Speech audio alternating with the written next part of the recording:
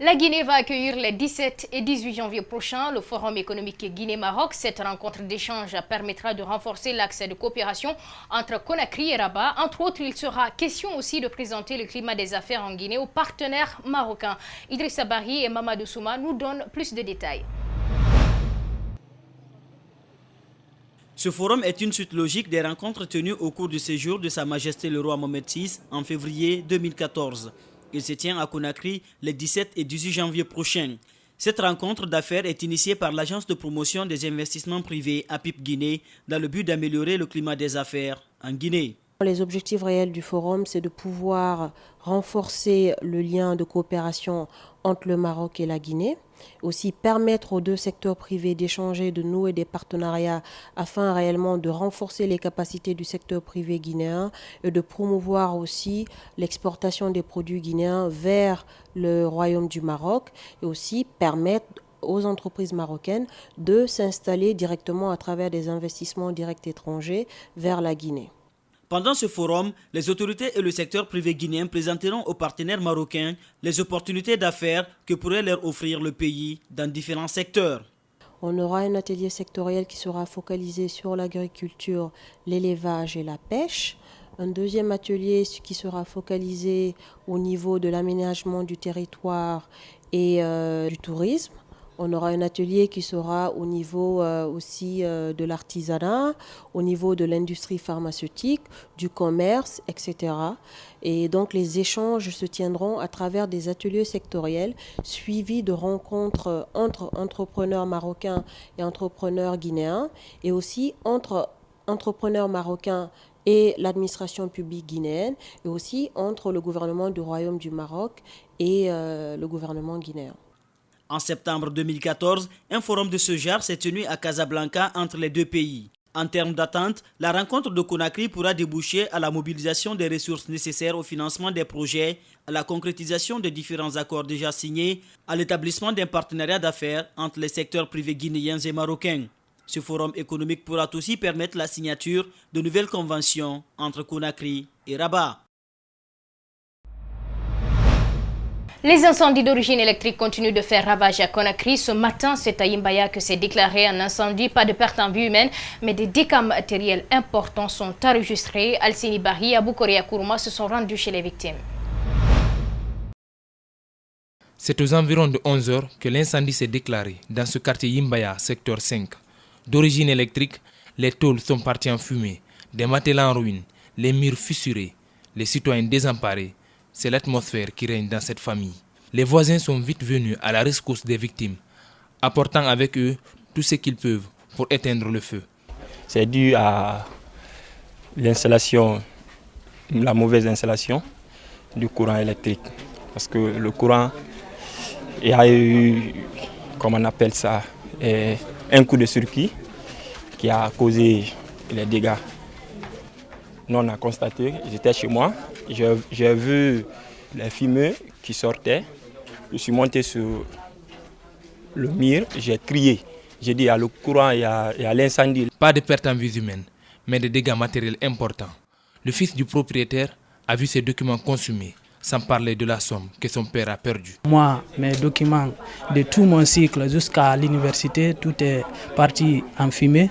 Et de plus aussi, mon oncle paternel a perdu beaucoup de matériel, soit les habits, de l'argent, tel qu'il y a eu quelques sommes de 5 à 6 millions comme ça qui est brûlé. Tous les citoyens rencontrés ont fustigé le retard des sapeurs-pompiers, qui se sont une fois de plus illustrés par le manque de carburant et la méconnaissance des lieux.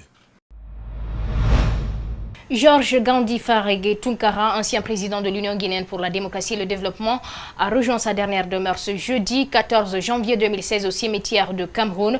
Un symposium a été organisé au Palais du Peuple de Conakry pour lui rendre un dernier hommage. Mohamed Valek Touré et Mohamed Alusseine Kamara. C'est au Palais du Peuple de Conakry qu'un dernier et vibrant hommage lui a été rendu ce jeudi matin en présence des membres du gouvernement et d'autres acteurs de la vie sociopolitique et économique de la Guinée. Décédé le jeudi 7 janvier 2015 des suites d'un arrêt cardiaque, Georges Gandhi Farégué Tounkara était un leader politique, mais aussi un éducateur aguerri.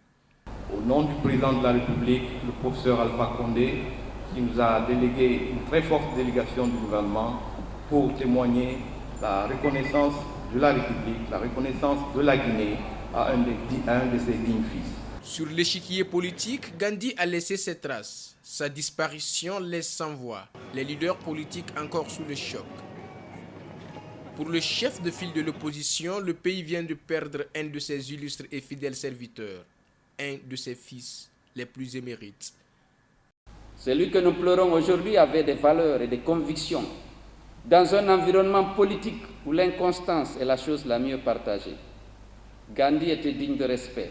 Je garde de lui le souvenir d'un homme droit, honnête et courageux, qui avait l'amour du pays et qui était attaché à la réconciliation de notre pays et à son développement. Un exercice pénible pour les anciens élèves de la cour Sainte-Marie dont Gandhi fut fondateur. Pour leur porte-parole, Gandhi était un guide, un exemple à suivre. Sur le chemin de la vie, il nous arrive de croiser beaucoup de personnes. Mais il y a parmi ces personnes rencontrées, celles qui vous marquent pour toujours. Et M. Georges Gandhi Faraghe Tunkara faisait partie de ces personnes exceptionnelles qui ont eu à donner à nos vécus d'adolescents et de jeunes d'alors un sens et une orientation par son autorité, son approche et sa pédagogie. Mariam Tunkara, l'épouse de Georges Gandhi Faraghe Tunkara, rend hommage à son mari. D'avoir fait de moi ce que je suis devenue aujourd'hui. Je te remercie. Je te demande pardon pour tous les manquements. Je te rassure de mon pardon. Puisque la volonté de Dieu est faite, je rends grâce et prie pour qu'il t'accorde sa miséricorde. Va en paix, mon œuvre d'art. Va en paix, mon diamant noir. Va en paix, mon amour. Que le Seigneur t'accompagne. Georges Gandhi Faraghe Tunkara est décédé à l'âge de 59 ans, laissant derrière lui une veuve et 3 enfants. Repose en paix. Paix à l'âme de Georges Gandhi Faraghe Tunkara. 2 jours durant, les secrétaires généraux de la Ligue guinéenne de football professionnel se sont retrouvés. Une formation sur la gestion du foot guinéen et 5 résolutions majeures ont découlé de ces échanges. Mais le principal point à retenir est que le football guinéen fait une migration vers le professionnalisme. Mamadou Sadio Baldé. La Ligue guinéenne de football veut définitivement rompre avec l'amateurisme qui a longtemps caractérisé le football guinéen. Ces cadres ont, au cours des échanges, discuté des enjeux liés à la gestion professionnelle des clubs. Ils ont retenu 5 points. La constitution des clubs de Ligue 1 et 2 en société commerciale, la poursuite des démarches pour la réalisation des infrastructures sportives avant la fin de l'année ou encore le renforcement des capacités opérationnelles des secrétaires généraux. De passage, le ministre des Sports a invité les responsables des clubs à œuvrer pour mieux qualifier le football guinéen. Il faut qu'on se batte pour que notre sport sorte de la rue et que notre sport soit enfin à la hauteur du talent qui est le talent du jeune Guinéen. Comment professionnaliser surtout le sport dans notre pays, c'est un défi. Et c'est à ce défi-là que vous êtes en train de vous attaquer. Mais vous ne saurez vous attaquer à ce défi que par la formation. Au-delà des rôles qu'ils doivent jouer, ces responsables doivent s'impliquer dans la prise de décision de leurs différentes formations. Vous devez pouvoir vous impliquer au mieux dans les prises de décision de vos présidents de club, tout en vous inspirant des textes réglementaires dont vous êtes les garants. Votre contribution à la professionnalisation de notre football est d'une importance capitale, car elle nous permettra de réguler notre administration et par ricochet inciter et obliger tous les acteurs agissant dans la pratique du football à avoir constamment pour référence les textes réglementaires. Les 48 heures ont permis aux participants d'avoir plus d'aptitude dans la gestion professionnelle des équipes. Le volet professionnel, parce que hier le football guinéen était amateur, aujourd'hui c'est devenu professionnel grâce, n'est-ce pas, à l'appui constant, n'est-ce pas, de notre frère, de notre ami Antonio Souaré, qui a donné les moyens pour professionnaliser davantage le football guinéen.